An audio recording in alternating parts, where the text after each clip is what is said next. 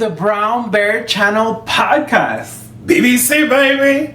Episode 7. Woo! We're so excited. A lot of things happened this past week. So much stuff has happened this past week. Oh my God. No, right? And I don't know if you noticed, but we are trying a new layout for our show. I know, I love this. How do you like this new set? Tiny. I'm on the couch. It's what's that guy that on the TikTok? Surprise, surprise. Surprise, surprise, surprise. I love it. It's a lot more comfortable. I heard from some of our subscribers that, this would have been a good idea as well. It makes it a little more comfortable for us. Yes, I know. And also a little more like informal. Let's call it what it is. We do some of our best work on a couch versus a dining room table. True. Facts. Just saying. If you know, you know. Some of my best work. Okay, I know. Surprise, surprise.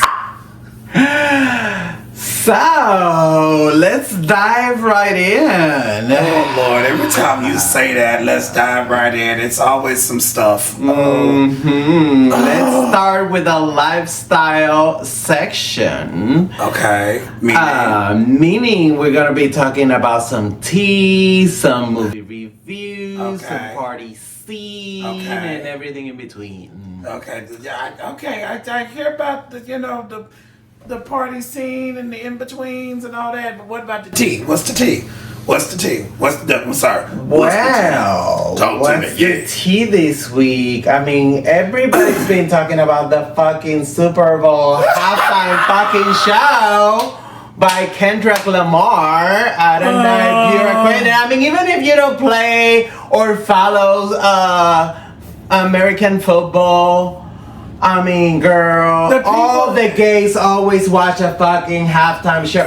They call it the concert. Honey, I remember the year that Janet Jackson. I was actually in Dallas. I was at JR's. Really? Yes. And I remember I was watching it, and I was like, "Was that her titty?" I was like, "Okay, Janet." So no. I typically don't watch the game. We go for the concert or halftime show, from a straight buddy. Yeah. Anyway, but we go for the fucking concert. Go Eagles! And this was a concert. Okay, I can honestly say, I'd heard of Kendrick Lamar. Okay. Didn't necessarily. It's not like. I'm Generation X, so a lot of music these days, we don't really pay much attention to the lyrics. Doesn't have that beat, doesn't have that groove. They can literally be talking about making a pipe bomb. So you're basically saying they're not like us. They're not like us. Okay, facts. We are, baby, trust me. Y'all understand, when we leave, y'all fucked. But anyway,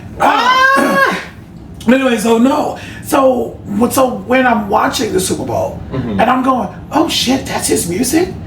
Even that They're Not Like Us, I didn't know it was Kendrick Lamar, even when I've used the song on one of my reels for Instagram. But I didn't pay attention. It always happens like that. I just knew the song, and I thought the song was dope. And so... It always happens like that. But that has always been the effect that hip-hop music has always had on society. When we started using the phrase cultural appropriation was back in the day when it was more of the white kids that were buying the music and that was pushing hip-hop out there. And so if you did not know the effects that hip-hop has had on the culture and society, 2 words when he sang A minor and this entire stadium went up. It got What do you think what that was about? Because I have a theory, but what do you think that was about? Okay, so let's see if you're following. Kendrick is beefing with Drake. Okay. I personally like both artists. Same. I think they're both talented. They're both gifted. They make great music. Right. And if Drake and Kendrick, on a personal note, decided for, I don't know, I'm gonna be gay for 30 minutes and we want to go into a polyamorous. Here's my pussy. Baby! Oh, I'm sorry. I'm gonna tell you right now. My vagina. Honey, We've talked about this. We're gonna turn all the lights off, close the blinds, turn off and unplug all recording devices. So the only people who know are the three of us, and then we're gonna have Will Smith from Men in Black, the little flashy thing to erase our memories. Damn! Anyway, get it. But moving on.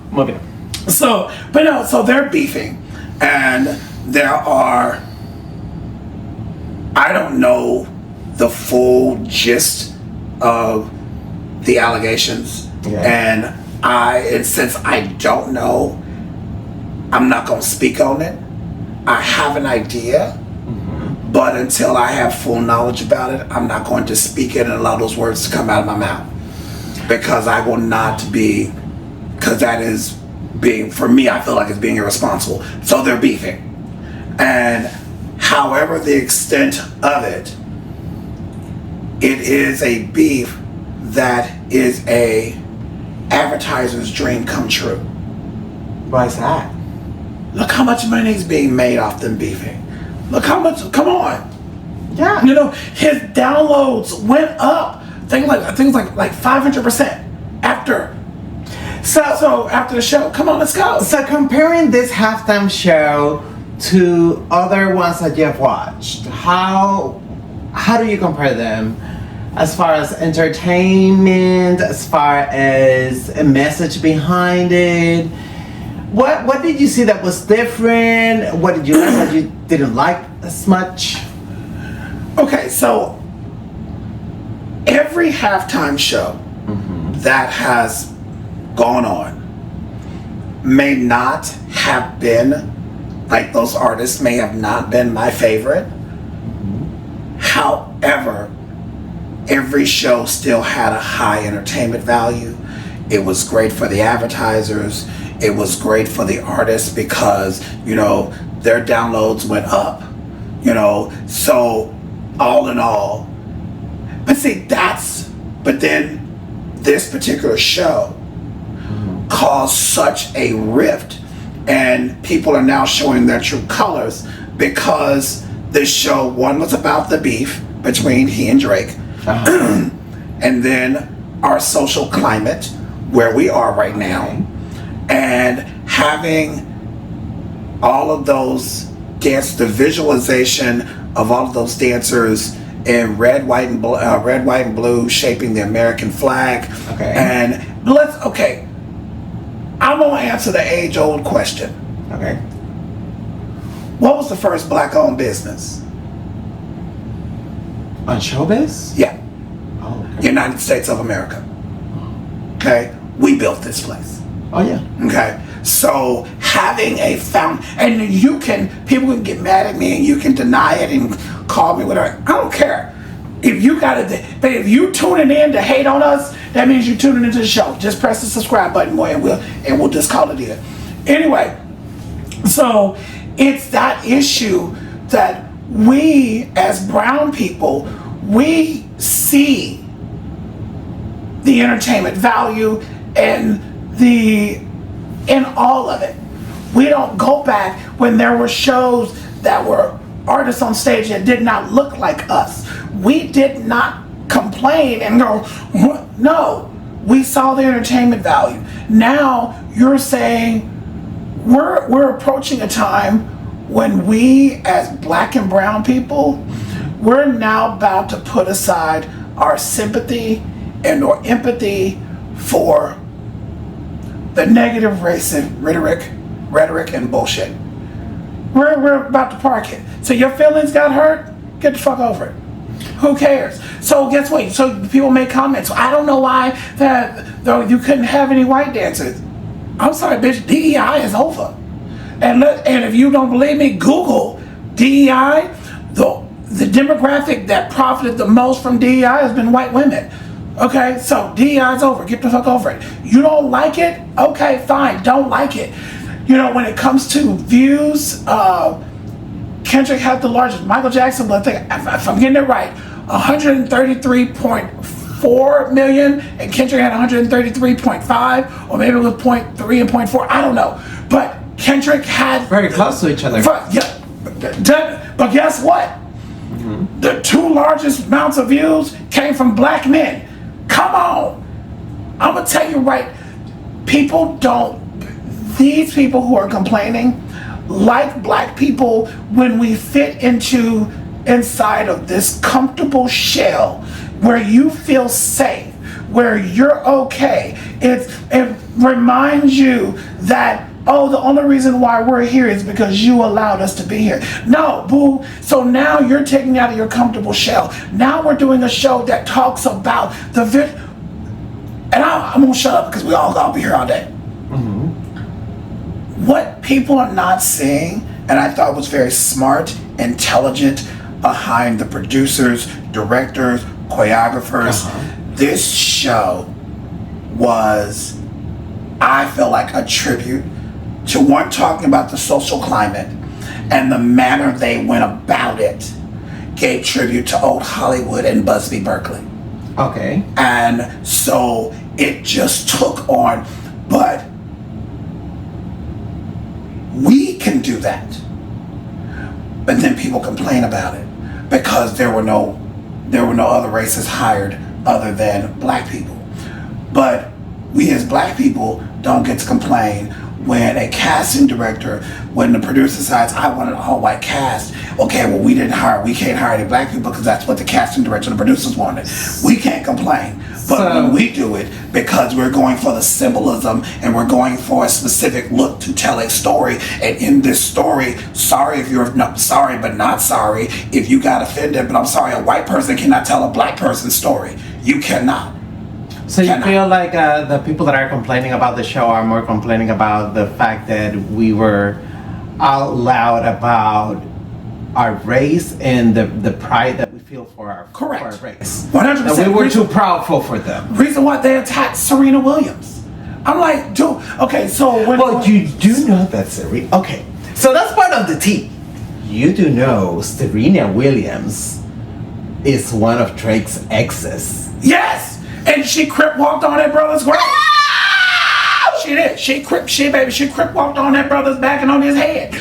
But the thing, when Serena did the crip walk at Wimbledon, and she got in so much trouble, and now she does the crip walk with Kendrick, and now she's being praised. It's crazy that in order for us, and people have to understand, we as black and brown people, we're not going anywhere. I don't care what policies and rules you put in place, what executive orders you want to write and try to put, we're not going anywhere. You can't get rid of us. I don't care what you do. And we're going to continue to provide in our opportunities, environments where we are celebrated. If we can't get it from you, we'll create it ourselves. The problem that you're having is we have the power now to create it for ourselves. We don't have to include you if we choose not to, because you didn't include us and we couldn't say shit about it. Mm-hmm. I agree.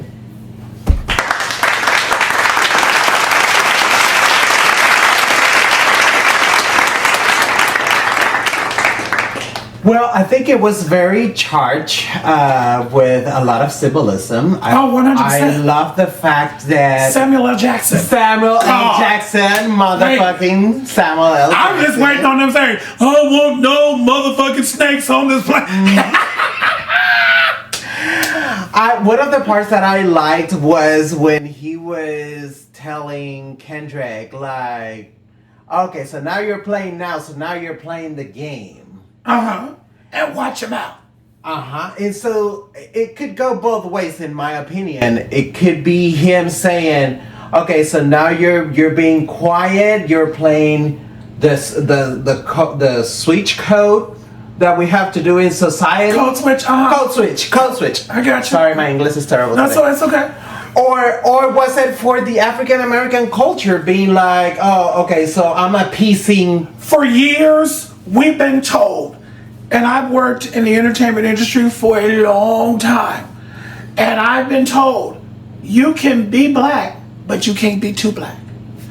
You have to be the black that's safe and kind and friendly that we're used to when you're in the role of a servant. But you can't be blackity black. Don't be extra double chocolate. Okay. With the chocolate chips. And then so what? Your white sheets got stained. Oh well. Get you some bleach, bitch. Go. Yeah, just some bleach.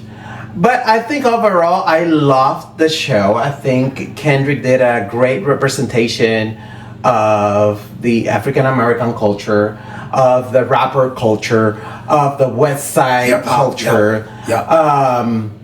And he made a statement about, hey, we're here, we're not going anywhere, like you said. It's a diss track that is blowing, that has blown up. Probably one of the most successful diss tracks ever. As far as whether it was entertaining or not, I'm not an expert on entertainment. So, you as a choreographer, what did you think about the choreography work? It was genius, and the choreography. And I saw some people made a comment on social media. Well, it was not. I thought the dancers didn't work that hard, and choreographers. Well, I could have done a better job. People, y'all have to understand. And this is gonna sound insulting, but get over it.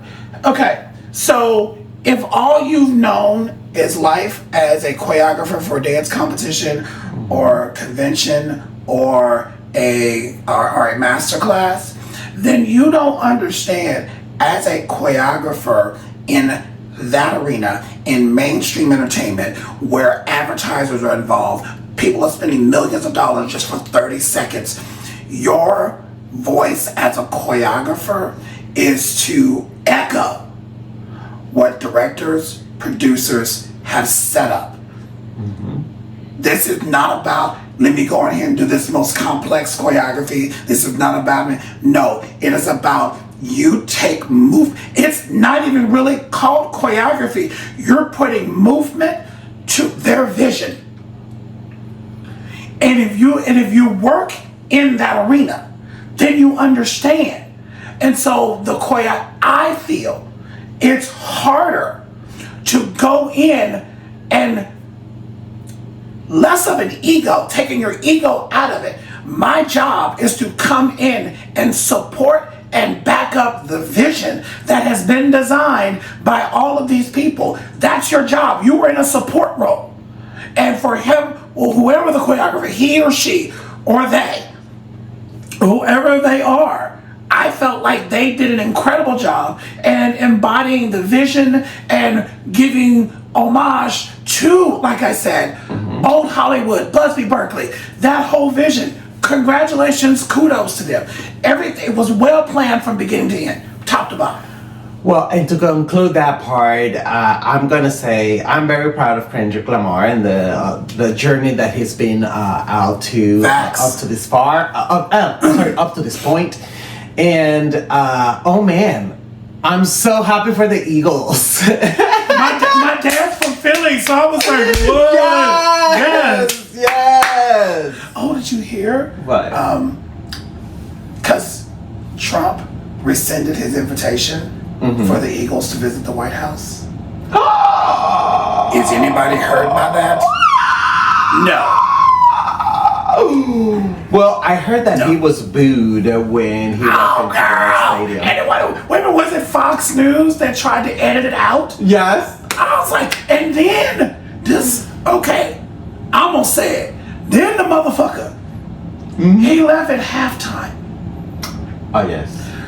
Do you know, I think it was like $3 million of taxpayers' money was spent for a sitting president who's never done that to go to the Super Bowl. And then he left at halftime. Can we get a refund? Okay. Bitch, can we cut back? Since you didn't stay the entire time, can we get some money back? Exactly. He should have paid that out of his pocket. That was You're a personal trip. Billionaire. You're a billionaire. You're literally being fingered up the ass by another billionaire. Okay. Y'all can't tell me y'all had money. Oh no, that was kind of graphic, but oh well. Oh well, girl. Well, talking about graphics in movies. Yes. And so on and so forth. In a previous podcast, I think it was the previous episode that we were talking about the nominees for the Oscars. Was it the last one? Yeah, I think Yes, so. it was. It was. Yes. So you remember there was one of the movies there that I was very excited about that was nominated for Best Picture and some supporting roles as well. Conclave. Okay. So I watched the freaking movie this week. It was fantastic. I mean, it's a drama. Come on, girl, tell us all about it. And it's about the Cardinal Council that gets into what they call a conclave whenever the Pope dies and they have to pick another Pope. Okay. Oh my God, so the movie is very interesting because it depicts, which I am sure is a lot of the current issues within the governance of the church at the Vatican City. Corruption, racism, xenophobia, issues with the trans community, LGBTQ rights, being progressive versus being stuck in the past with traditions that no longer serve the church. Oh my God, it was so interesting, so very artfully depicted. And then there have been so many issues that no longer serve the church simply because the Bible was written by white men. That ain't Jesus. One thing, and then the many translations that are not accurate, and then the fact that when I don't want to get into religion, but let's be honest, the predominant religion of the world, which is the one we're talking about, they picked and choose what books went into the Bible. Correct. So the Bible is not a whole testament of everything. The Bible is not the full word of God. It's what the Council of Nicaea thought was appropriate. It's their interpretation of what it should be. But we're not going to get into that. That's the reason why your personal walk with Father God is mandatory. Yes, but if you want to know more, let me know. Okay. I have some years of theology, like I said before. Anyways, the movie was very interesting to me because obviously I do come from a very religious background and I do understand a lot of these things. But the fact that they were able to bring the social crisis and the problems that we have as a society into the movie as part of the same issues that the church faces currently. Yes.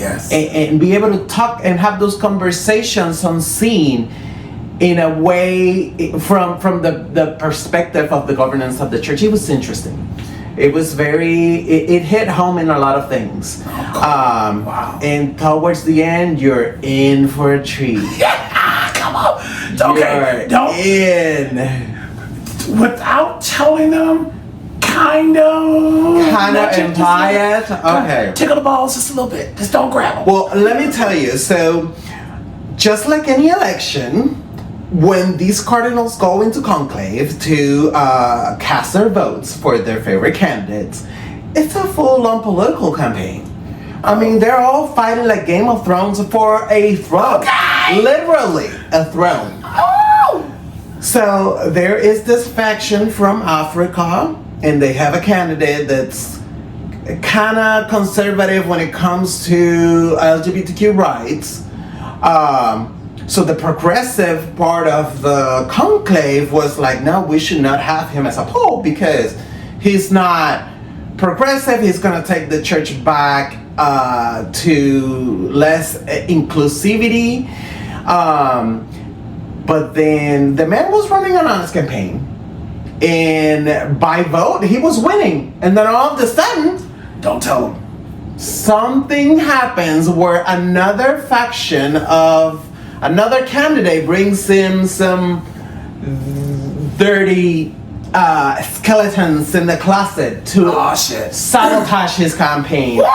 I mean, and it was like more of the same, like how, you know, that power between, like that struggle of powers between the Eurovision and the vision of inclusivity and our black communities fighting against this vision where the white man always has the power to choose who is in power. And it's that struggle, it's represented in that movie. And then at the end, oh hell, come on. When they finally come to a consensus on who the new pope is, which is a very controversial character because he was picked to be a cardinal in the first place by basically an executive order of the pope that passed, the later pope. Child, if I don't hear that phrase, executive order, it was by Pectorum. Again, I'll be so. It was by order of Pectorum, which was like I picked him instead of going through the votes of the whole cardinal college. But at the end, when you watch the movie, you will understand why. And the message that goes to our LGBTQ and especially trans community, it's very shocking because I was not expecting that from that movie. Okay. So if you haven't seen it, please play that. Okay, bitch, that's a review. Okay. See, the gays need to always give movie reviews. Okay. What makes shit exciting? You would not think that it is a movie for us. But baby, you're in for a treat. That's all I'm gonna say. All right. So, this past week and the social events. Oh my Lord. Okay, well, let me start with a personal note and a personal thank you to first all of you subscribers and friends that congratulated me on my birthday this past week. Thank you so much. Happy Yay! My birthday was ultra gay. Let me tell you how ultra gay it was. Yes, it was. So, my birthday was on Monday the 3rd. And that day, I remember going out to some friend's house and having some fun, some drinks and whatnot. I did whatever the hell I wanted to do that day. Then on Tuesday, I had a dinner. Yes! A very expensive dinner. At the mansion at Turtle Creek. Beautiful restaurant. Very, very classy, very French. We were kind of shocked at the price of the actual plates, not the dishes, the plates, the actual plates where they serve you the food. Yeah. Were hand painted, and we looked it up online, and they were about $1,800 a piece. $1,800 a piece for a piece of porcelain that was hand painted. It was crazy. We were like, ah! I was like, guys, do not break a single here, okay? But it was fun. Some of my close friends were there. Joe was invited, but had to go to work. He had to go to work. But my friend Joe here, which I want to say thank you so much again. Oh, baby, it was my pleasure. Bought me this wonderful cake. Should I bring the cake topper to show? Yes. Oh my God! I'll be right back. I was like, yeah, because he's never had one. So I was like, okay, we gotta do it. Okay, so let me tell you this.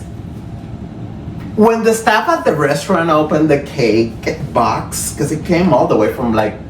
When I brought it in, because I couldn't make it, and so after I picked up the cake, I took it straight to the restaurant, and so it was sealed, it was covered. You could even the clear portion of the top of the box, it was covered. It was sealed up. So no one, even I hadn't even seen it. Oh my God! Look at this thing. Look at this thing. This was the cake topper. The staff were laughing hysterically.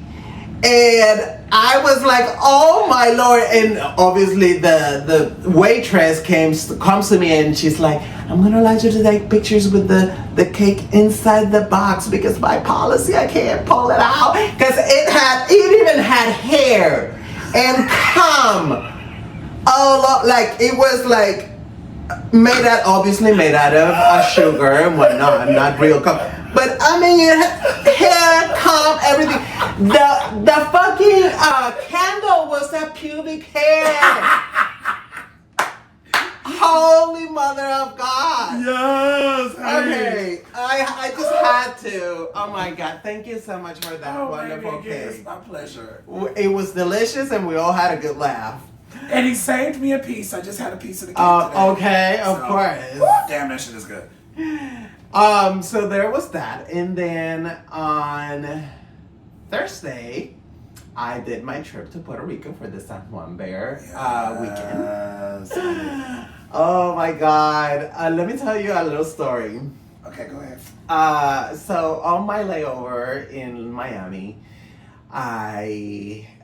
we got into the plane and all of a sudden they came back to us and said, like after an hour of waiting inside the plane, they were like, we're gonna have to deplane you because we're gonna have to replace one of the tires. I was like, why? Like, the plane has been on ground for hours. Why didn't you do this before? You just now saw that the tire. I'm like, bitch, you ain't got no fix a flat. Can we just go the fuck on? Okay, go ahead, girl. But you know what? People were so scared about all this things going on with the planes. Oh, with the planes crashing? Oh, bitch, they were like, yeah, take your fucking time. I was like, no, give me another plane. Exactly. So, well, all that to say that in the meanwhile, I went back to one of the bars that were open at the airport and started drinking. I had a Long Island. Oh my God, $27 Long Island. Okay, it's always at the airports and they don't pour with a heavy hand. No, except this one was Long Island and it had like 5 different kinds of liquor and I got drunk. Oh really? Oh girl, I got drunk with $27. I will say this, at the 10 room, $27 because it's $3.25. You call it, you would drink so much more. But anyway, go ahead. Oh yes, and yes. That's 27 plus the tip. Mm-hmm. Well, so there's this guy, this Dominican guy that looks like he's gay, and I'm like, oh, he looks like in my neck of the woods. All right. Cute. I was looking at him, and then he was talking to this other girl, a Puerto Rican girl that lives in Miami as well, I think. So all of a sudden, I just joined the conversation because I was like, they were being loud and proud, and cracking jokes and. Talking about people's shit around the airport and whatnot. Okay. I love a shady conversation. Shady conversations. And so I made a good friend with this guy, the Dominican guy, and I ended up taking him to his hotel when we finally made it to Puerto Rico. Okay. I thought you took him to the hotel while y'all at the layover. I said, oh, bitch, you made your time work. No. So yeah, like we had a good conversation and whatnot. We briefly met each other, and then I found out that he was gonna be there by himself. in Puerto Rico, celebrating also his birthday. So it was like, oh my goodness, so you should definitely join us for the San Juan Bear Weekend. So that's how the weekend started. We were hanging out for a couple of days. It was a lot of fun. Towards the end, I had to say my goodbyes, which is something we're gonna have to talk about in our Sex Live segment today. When is it appropriate to bring a date or a boyfriend to a gay event such as a bear weekend or something like that? Okay, but we'll talk about that. We'll wait for that conversation later. Anyways, okay. But it was fun. Oh my God, being back to Puerto Rico was fantastic.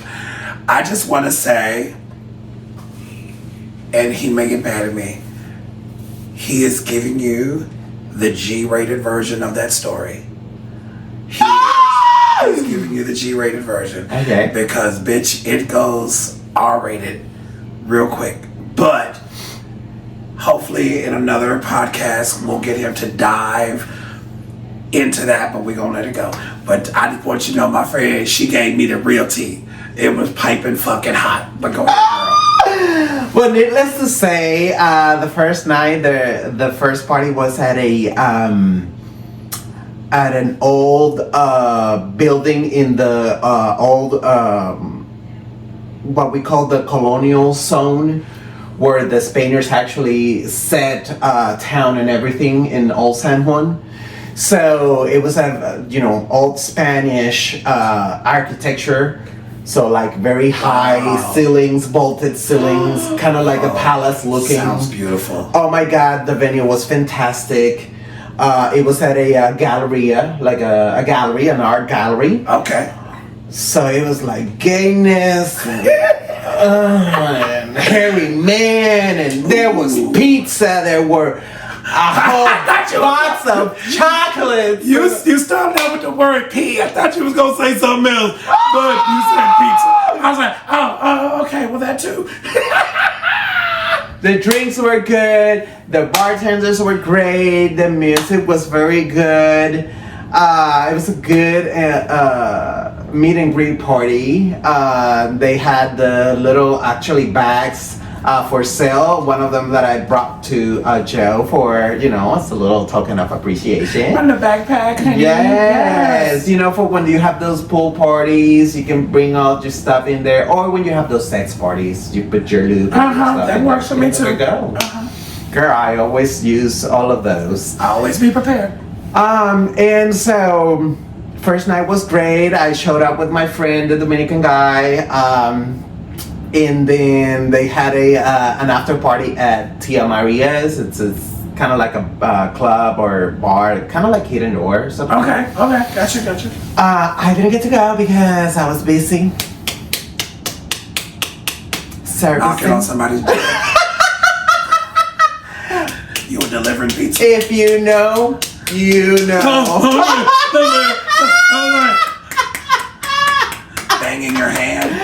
Okay, I got you. Right. I was putting my dick in the hole. Let's leave it at that. You were doing gay stuff. I was doing gay stuff. I was so entertained. I couldn't make it out of the room. I had to seal that deal. Seal it. Watchtower.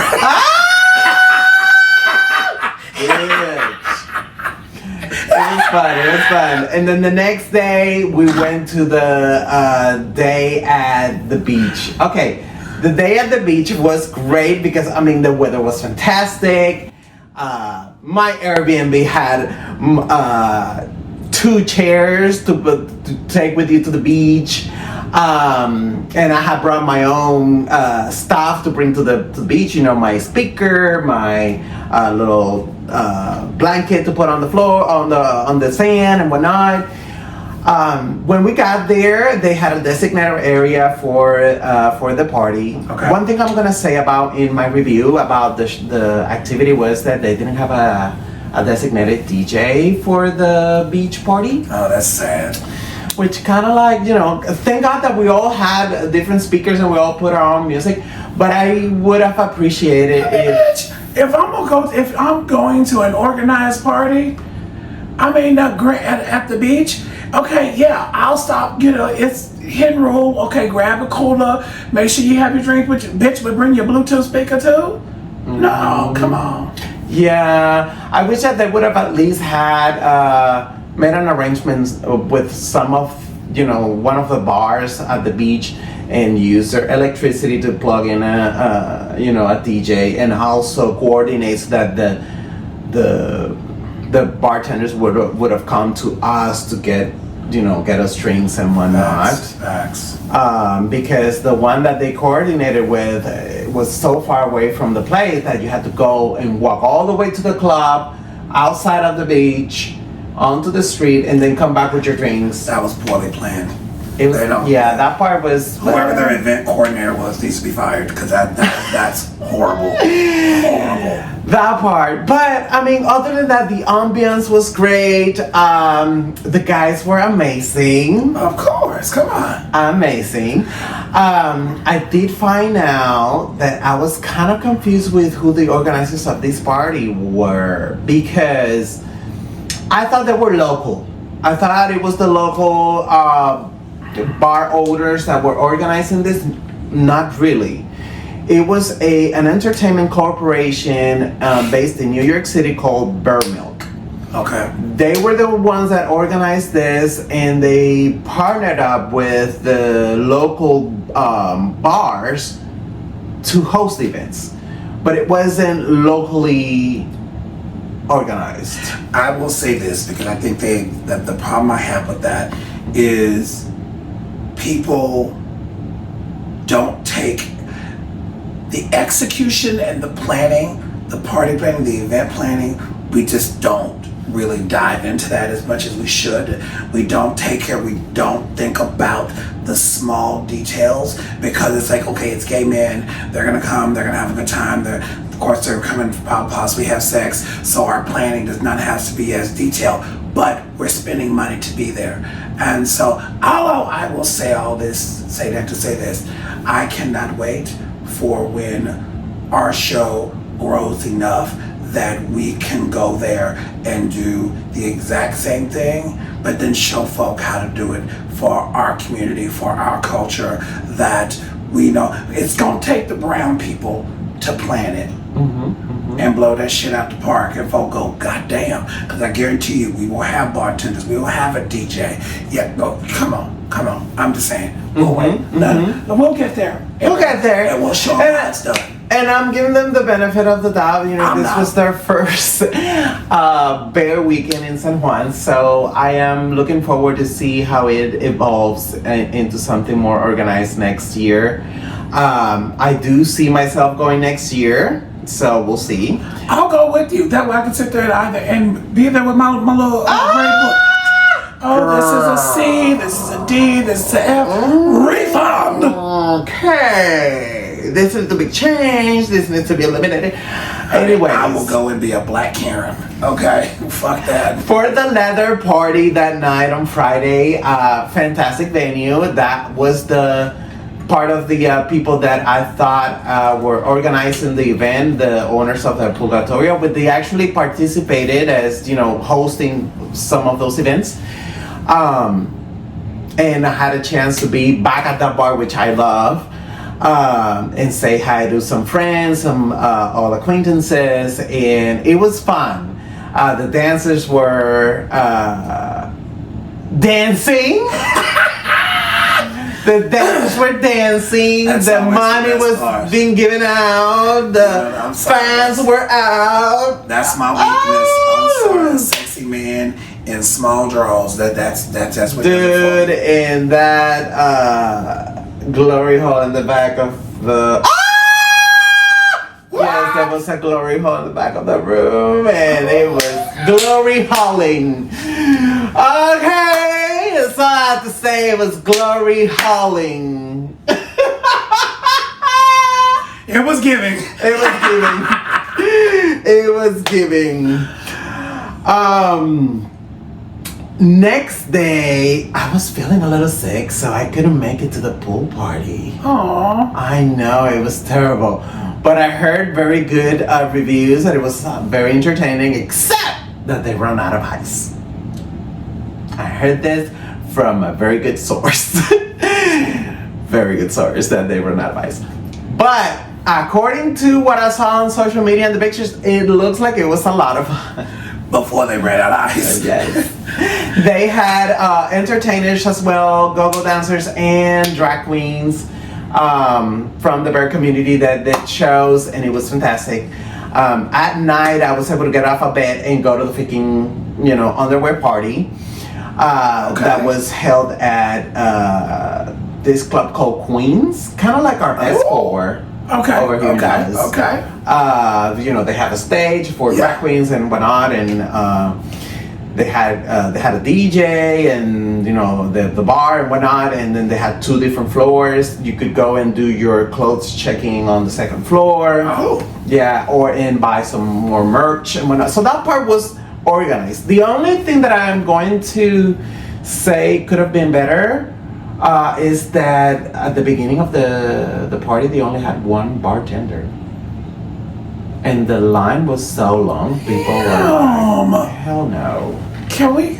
Oh shit. Yeah, it was towards the end of the night they actually pulled 2 other people in, and it was moving faster. It got better. But when you have, the thing about it is, when you have an event and you're the only event that's happening, when you're more worried about the bag than you are about the people who are coming in to give you money for that bag, you don't care. And so you don't have to work that hard. You don't have to plan details. So, somebody's got to come along and show these people how to do it right and be respectful, because we're the ones who are shelling the money out, and to actually have an event that shows us the respect we're due because we're spending the money. Somebody's got to come along and do better. Seriously. I agree. There's room for improvement. He's so politically correct. I love that. She is so politically correct. She will always find that I'm the shit. I cuss so much. I have You're the yang to my yin. Okay, I have no filter. My inner monologue that says, "Bitch, you shouldn't say that," died long ago. And that's why I'm the editor. Yeah. This bitch edits her thoughts. I speak. She edits. And to close that part, I love the environment. I wish that we would have had a better DJ at that party, because the DJ was not keeping people, going up. He was like up and down, up and down, up and down, up and down, never like up. Yeah, I don't know. It was kind of weird. Shit, we were and I didn't have toilet paper in the bathroom. Ooh. Okay. You know what?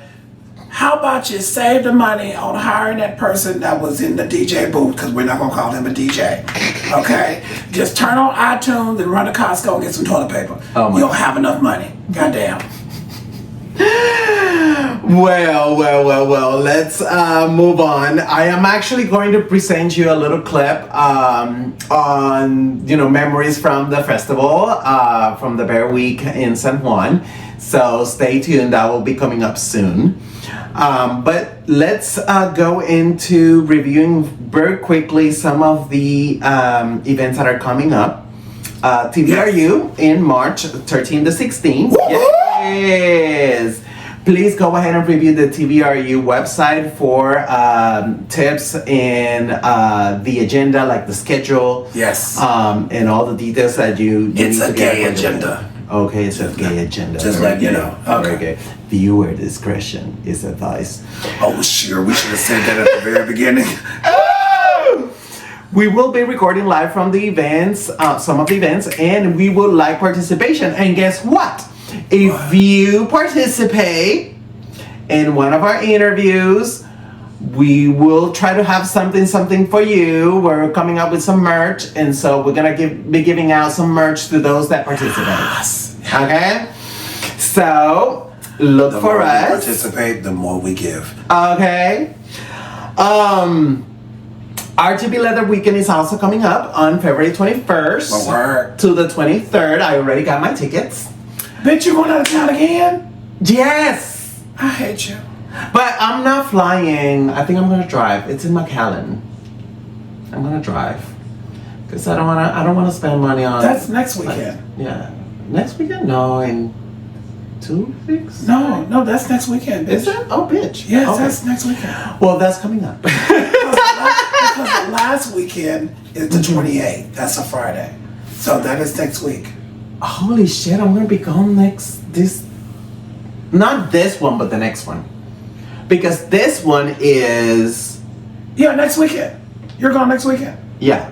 This one is the 14, 15, 16, and then the next one up would be the 21st. Correct. To next the weekend. 23rd. Yeah. Okay. So yes, I'm going to that. I'm excited. I've been to some of the RGB Bears events. How far is McAllen? It's like about 8 or 9 hours. It's the border with Mexico, southern border with Mexico. Okay. And coming up, let's see. I think that's it for now, but there's a couple of other things going on that we will have to start looking into and add to the list of events. But I am going to give you a few minutes to watch the clip that I promised you for the San Juan Bear Weekend, okay? Let's go. Oh, I can't wait to see it. Let's go. Well, this was the San Juan Bear Weekend in San Juan, Puerto Rico, February the 6th to the 9th, 2025. It all started at the Old San Juan, at this very nice club that used to be a gallery or is still a gallery, like an art gallery. Venue was amazing. Guys were very nice, very well organized, I can tell. I loved the environment there. It was fun for sure. The night started like this. We had a nice meet and greet where we collected our bags with the merchandise and our bracelets and got to meet a whole bunch of new people, cool bears that were there to have a good time. There was even pizza, and there was even chocolates and good music. And it was just a great environment and a great place, great venue.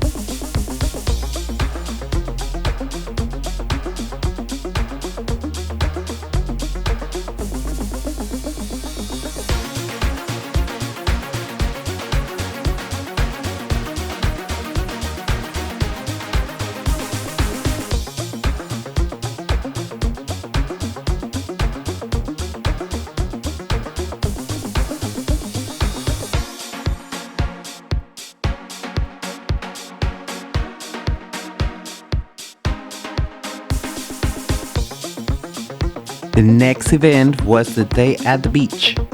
Oh my goodness, such a beautiful day in El Condado San Juan Beach, which is the gay area. So this is kind of like the gay beach in Puerto Rico. Well, one of them, the most important one, near the airport in near Old San Juan. All the boys had a lot of fun. You can tell we were having a blast. The ocean was pretty wild. Like as far as the tide was kind of wild. But it was such a beautiful day. The water was a little bit cold, but we still had a lot of fun anyways. And you can tell.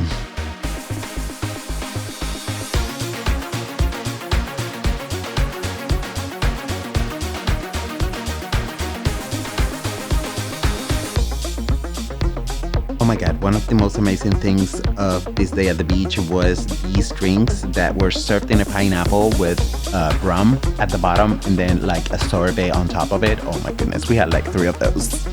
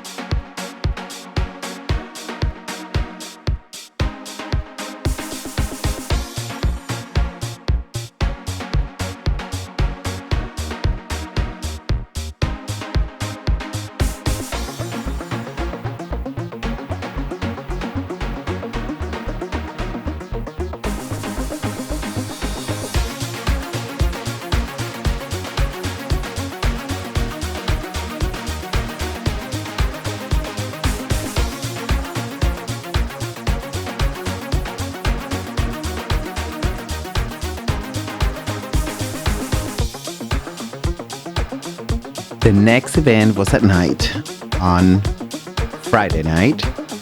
And this was at El Purgatorio, which is a leather bar in San Juan, Puerto Rico. The party was amazing. There was lots of leather, lots of cute go-go boys, lots of dancing and drinking, and just fun overall, making new connections. And also, there was a glory hole somewhere in the back of that place. So, fun times to be had.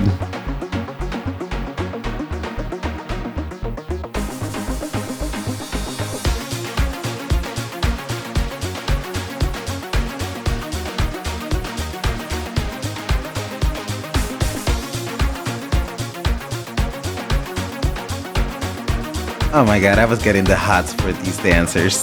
They got me all crazy all night.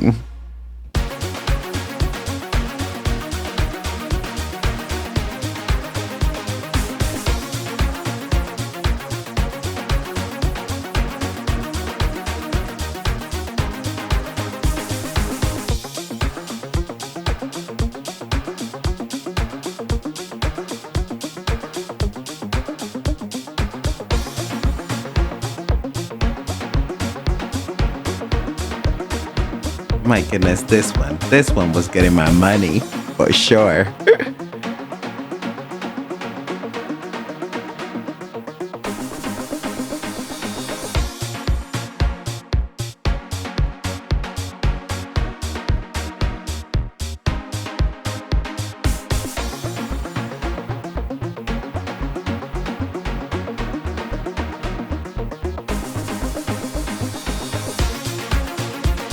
And of course, I had to try my food.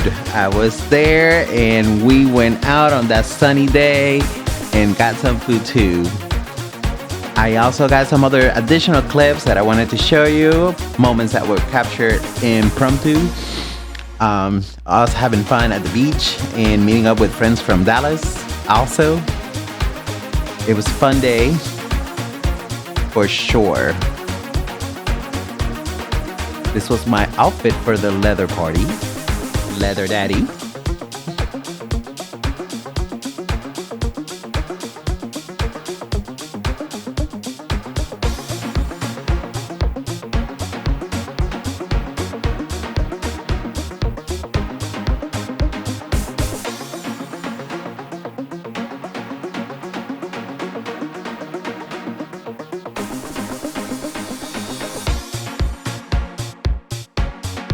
After a pool party on Saturday, then we had the party at Queen's Club.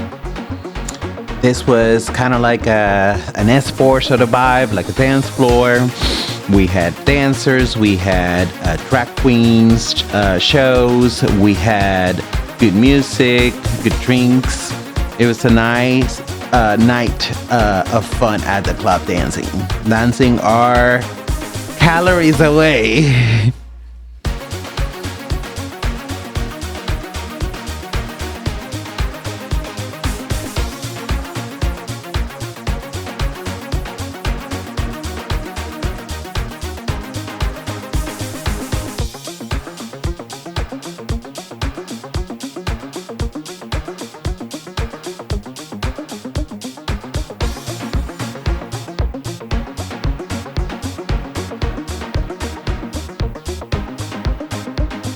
The outfits, of course, the outfits, you know, when you go to these things, you gotta get the outfits.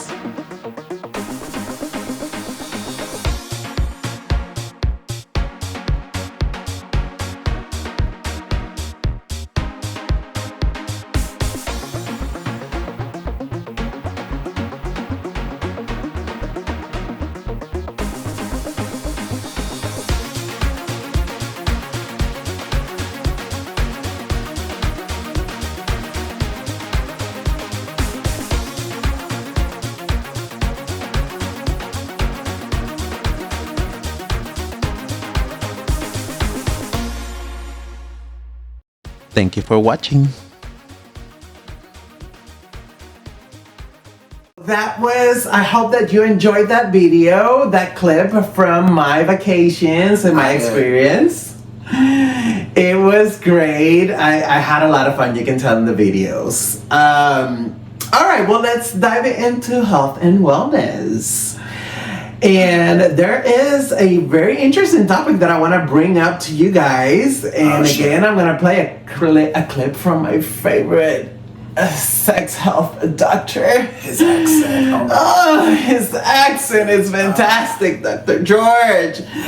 But before that, You said Dr. George. I called him Dr. Daddy, but go ahead. Dr. Daddy George.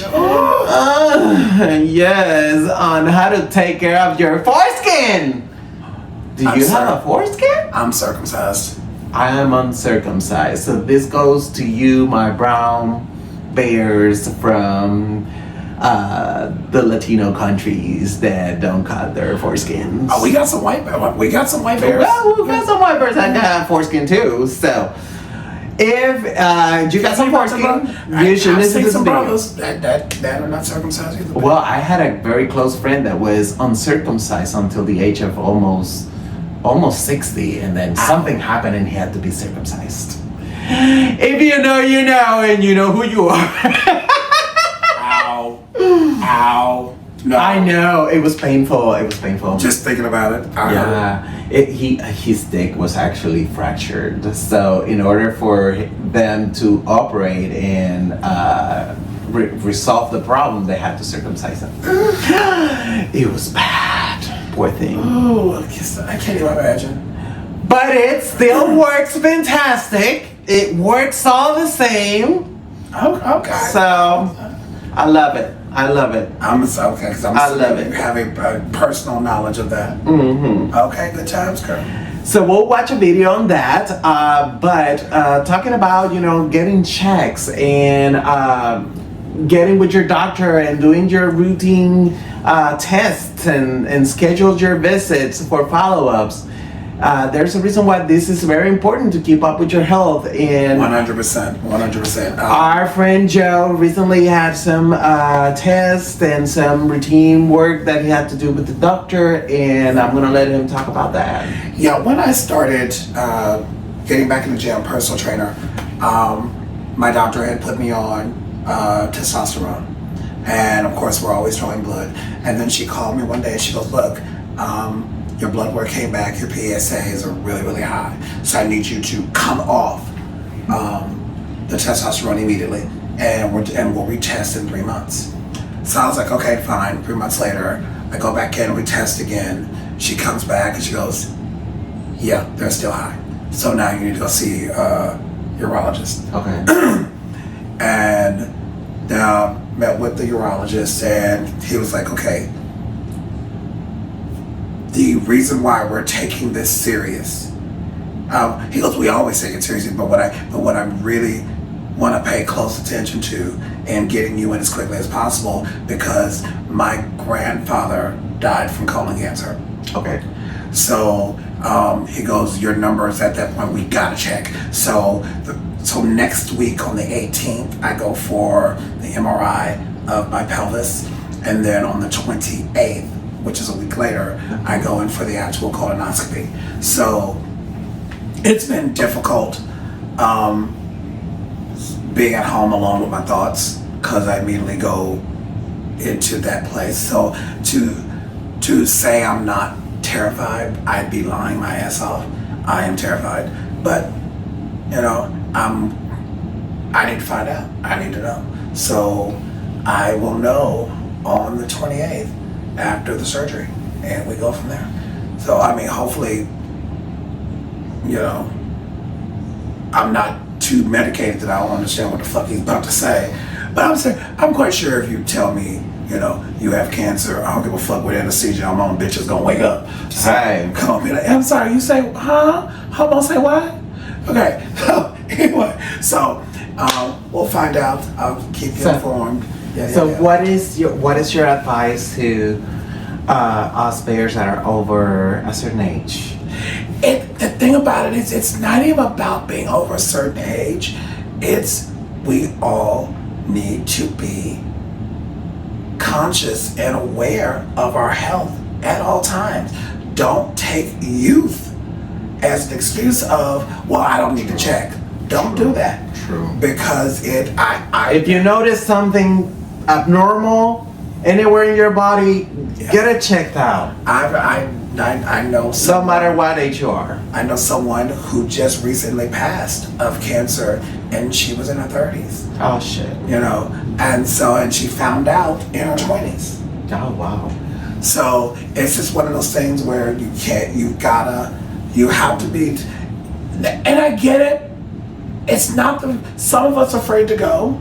Some of us just don't want to know.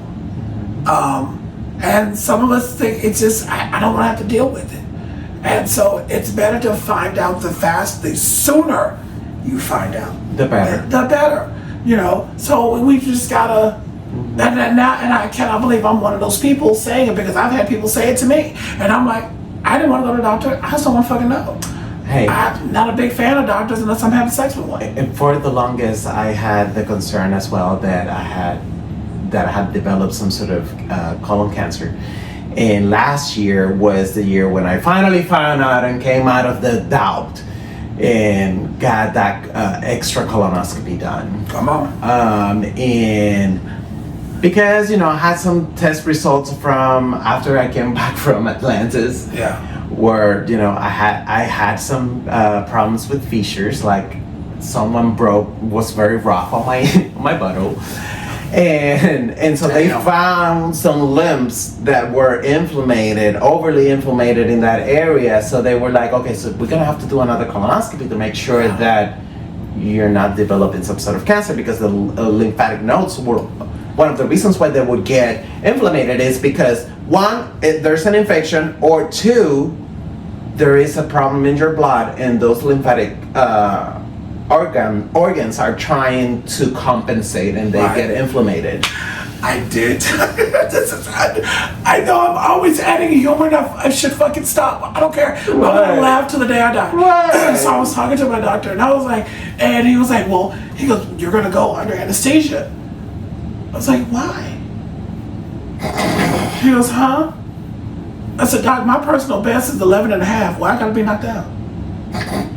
He goes, I'm not gonna answer that. First of all. I was like, I mean, if I say ow, then scoot it to the left. I mean, Ow. add a little bit more lube. I mean, Put more lube. Massage there. as you all know, sometimes spit just don't get it. But anyway. Oh my lord. Okay. I was a firm believer a while ago that spit was more than enough. Lately, honey, no. Lube. Always use lube, please. There are guys out there, God bless their hearts, it doesn't matter if they are small or if they are big. They do not understand the concept of, I must take care of the bottom before I can get in there and take care of me, or before he can take care of me. So these guys, spit does not work. It does not. They need lube, oil, Crisco, Coconut oil, whatever you got. fuck that shit, bitch. Lard and bacon grease, okay? They need all the fucking help they can get, because you just want to go in, bam, and I'm gonna hit it. Yeah. Ow! I mean, sometimes it's okay. I'm not gonna say that I don't do it at all, because sometimes if I'm reaming the ass and it's very wet and lubricated, sometimes the bottom can take without no problems. But most of the times it just needs lube. Okay, just a little bit. Don't. I mean, motherfucker, don't take a running start and like I'm just gonna die. No. Yeah. It ain't. And I came to realize. Warm me up. Once we warm me up and I'm comfortable, then you can. For the rest of the motherfucking night, I'm Gucci. And for most of my life, I thought my penis was like average or maybe sub-average. Girl. In size. I've seen your dick. You got an anaconda. Fuck that shit. I mean, it's not super long, but it's thick, and it does cause some damage. Yes. And it goes in. Yes. So now that I'm aware of that, okay, I take better care of my bottom. Rest of us, we trying to have sex and you trying to do motherfucking demolition of walls. Okay, it's demo day. Okay, so moving on, we're gonna watch this video from one of my favorite doctors, Dr. George, from Dr. George Forgan Smith. I got to get to know him a little bit better through this magazine online called the Bear World magazine. Okay, so and I got so interested in all of his health topics because they're completely done for in his channel for the gay community, and I love it. Dr. George, I just want to let you know, I'm single. I'm available. So call me. Same. Now, single. If you're married, well, I'll be happy if you guys are slightly separated, even if the separation is only 30 minutes. I'm okay with that. If you are straight, then understand you do not have to be gay. Just be willing to learn new things. Yeah. Okay? Open your mind. All right. Well, let's pants. Let's play this video, guys. Let's play it because we're running out of time. Okay. All right. I hope you enjoy it, and we'll talk a little bit about it afterwards. And I wanted to make a quick video on foreskin care and maintenance. The foreskin is actually a really important organ of the body, and it's made of very delicate tissues. There's the outside that you see when the foreskin is pulled over. However, when you pull the foreskin back, you can see the inner lining is actually a different type of skin, and it's very delicate. For this reason, it's really important to look after it carefully. I highly recommend don't use soap products on your foreskin. Recommend things like hypoallergenic sort of soap products, which are things like QV Wash, Cetaphil, or even Physohex, which is sort of an antibacterial moisturizing cream. So it's very important, by using soaps on this, it dries out the skin and it doesn't work as well as it should. So use water or use things like QV lotion. In the shower, pull the foreskin back, cleanse it with some water and maybe just a little touch of the QV, and then continue on with your shower. After you've had a shower, you can dry yourself off, pull the foreskin back, gently pat it dry with a towel, and then pull the foreskin back. If your foreskin does not retract, you can actually get like a little washing nozzle, which might look like a bulb to clean your ears, or even anything that's going to guide a gentle stream of water just into the opening of the foreskin. Balloon the foreskin out with a little bit of water and then allow that water to clean out. Of course, treat your foreskin gently when you're doing the wash. If you notice any redness, pain, little cuts, or swelling, come and see your doctor and we can get it sorted out. We do this all day long, and I want to make sure that you and your boy bits are healthy. If you have any questions about foreskins, please leave me a message below. Have an amazing day. Okay, so that was very informative. And let's just say, always Did not know. Yes, did not know. You always have to use cream, moisturizer cream. Okay, and remember that the skin on the outside of your foreskin is not the same as in the inside. So there's different ways to take care of it, and if it's not completely retractable, always try to use some sort of pump or kind of like what you use for when you're douching. There is a smaller one that you can use for your penis. Oh, okay. If it can't retract all the way back. But always use water and try to avoid harsh chemicals on that part of the skin, okay? And always moisturize. Okay, well, let's get into our favorite topic, the one that you're always waiting for. Sex.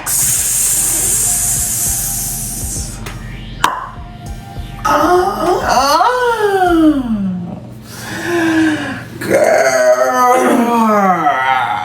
you were popping up some questions to me earlier about fantasies that are not directly involved in intercourse. Okay, so yes. What fantasies do you have that like turn you on that could like make you truly make you orgasm? That when it comes to another man that does not involve the actual sex act.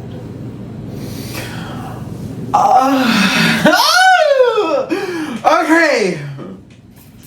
Well, one of my fantasies is being like spying on a hot daddy taking a shower. Okay. And so that I can see him like take a shower and maybe see him jack off in the shower. That turns me Interesting. on. Okay.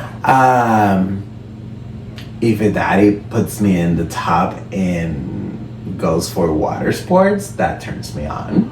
Ooh, okay. Okay.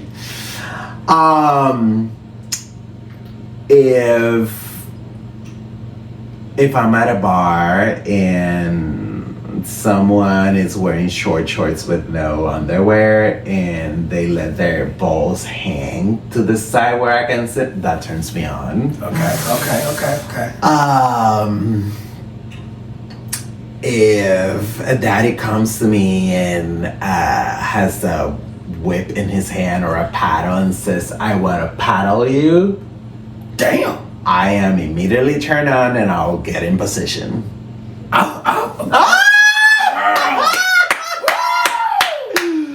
Bitch, I didn't see that last one coming. Okay. You know the Hidden Door has this tradition when it's your birthday.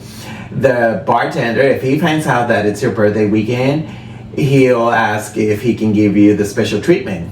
The special treatment is he's got a big old paddle, leather paddle. Oh. And then he'll bend you over on the little island in front of the bar and swat. I got it done twice last week. I'm ready.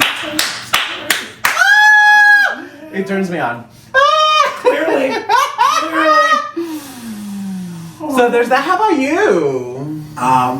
Two things. Uh-huh.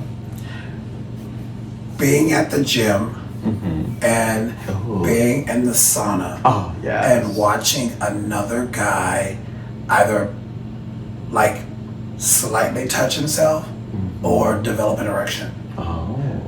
That visual turns me on. Yes. And I remember it was, and I didn't know it was an obsession until years ago. I used to do promotions for KSCS radio. Okay. And we had a remote spot at a club, and I had walked in, and there were these two guys. There were all these people standing around, and these two guys. They're of course they're really good friends, and the one friend grabbed this other friend and pulled him toward him, and gave him a kiss. Oh.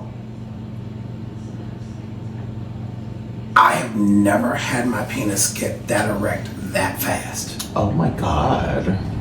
Watching men kiss, huge turn on. Huge. Gigantic. That, I literally have watched videos of men kissing and I have brought myself to completion. Oh shit.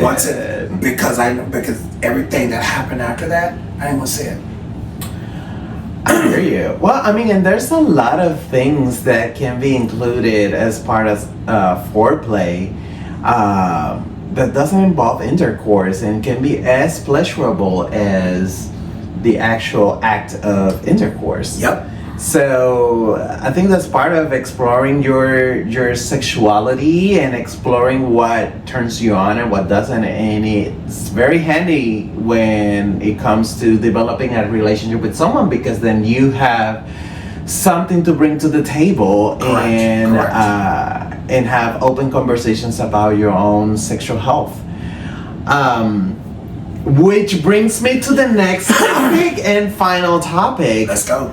when it comes to dating and when it comes to new relationships, boyfriends, partners, whatever, when is it appropriate to bring a date? Let's start with that. To bring a date to a gay event such as the Purple Party, the San Juan Bear Weekend, the RGB Leather Weekend, the Atlantis Cruise. When do you think it's appropriate, and how appropriate is it to bring a date as a plus one to one of those events?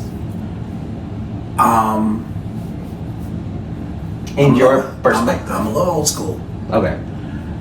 As we say in the South, you leave with the one who brought you. Okay. Okay.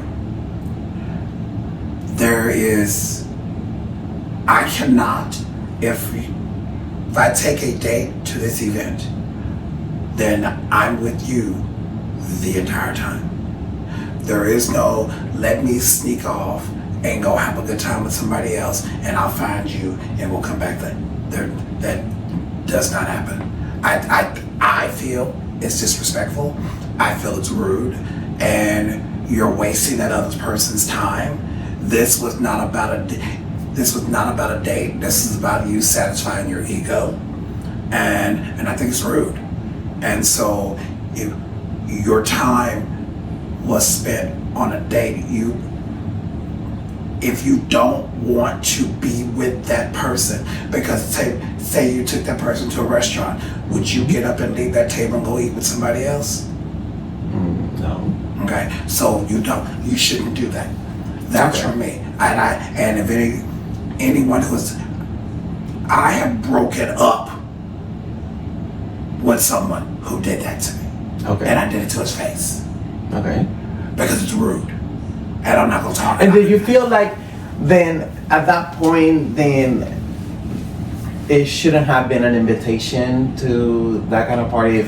You should not have been. If you know that you're easily enticed by other people and the person you're with, in regardless of if you're there for an hour, if you're there for 3, if you know no matter what in that time frame this person cannot hold your attention for that entire span, then don't go to an event that's going to leave the door open for you to be enticed by someone else and disrespect the person you came on a date with. Okay. That makes sense. And to be honest, I think I've made that mistake before, because I'm very open and I have the I run under the false pretense or expectation that everybody is like me. And when I go to an event like that, I'm not going there to pick up a boyfriend. I'm there to have fun and meet new people. I mean, if something happens out of it, we're all in the same environment, we're all in the same boat, so we all understand the rules of engagement. But if I came with you, and yes. I'm now waiting for you to go play with somebody else in order for me to leave, that's disrespecting my time. You don't get to decide how my time is spent.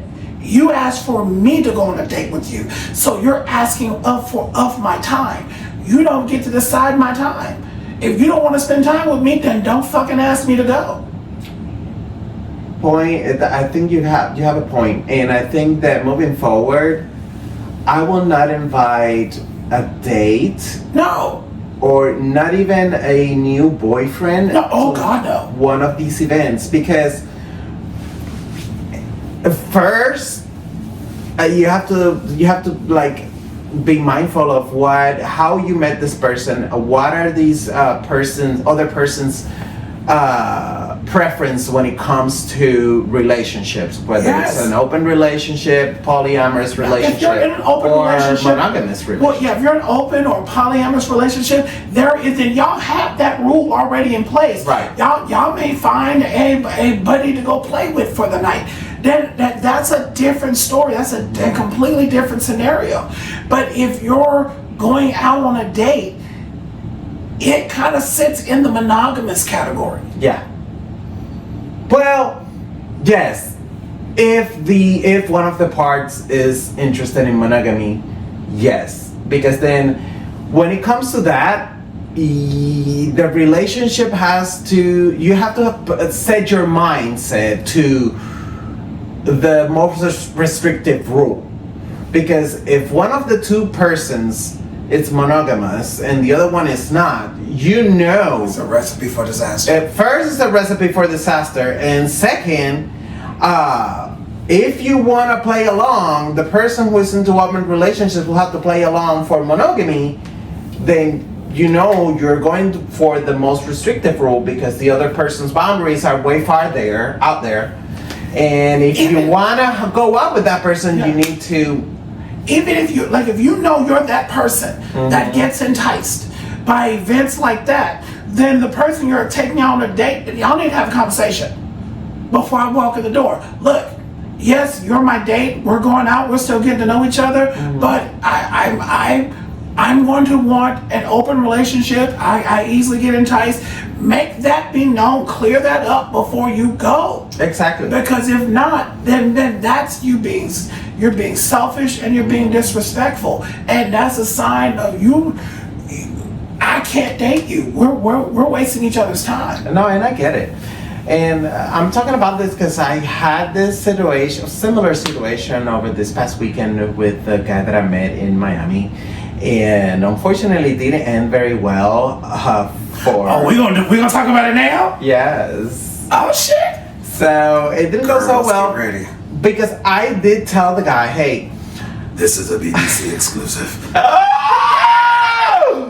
I did tell the guy, hey, I'm not here to pick up a boyfriend. I am recently single, and I'm here to have fun, and I want you to have fun as well. But he told me that he's into monogamy relationships, and honey, who was he? You know, he told me he was not open and whatnot, and he was single, so he was looking for his other half. And I said, well, you know, I don't know about that. His other half was at the psych ward that he escaped from. Okay. But go ahead. And so he didn't have any plans. I invited him to the Juan Bear Weekend, you know, because I felt for the guy. I was like, oh, well, you don't have any plans and you're here all weekend. Well, you might as well go and meet some people. That is why you are so nice. And that is why you're going to heaven. Or hell. No. Hell don't want you because you're too nice. Heaven they gonna welcome you with open arms. So do me a favor, put my name on the guest list so I at least can come visit every once in a while. Of course, VIP rooms. Yeah, I will. Come on. So I brought him over, but then I started to realize at first that was not the environment for him or for me. We were both feeling awkward because it was me feeling like I had to play along so that I would please him and his needs because he wanted to be the center of attention. But then on the other hand, like I had to also play for the group because I was there to enjoy and meet new people and also make new connections, but I felt like I couldn't because I had to dedicate my attention to this anybody who wants a commitment in regards to, like, y'all been together for 24 months and you've known them for less than 24 hours, psycho. Okay. Red flag. Okay. Run, Forrest.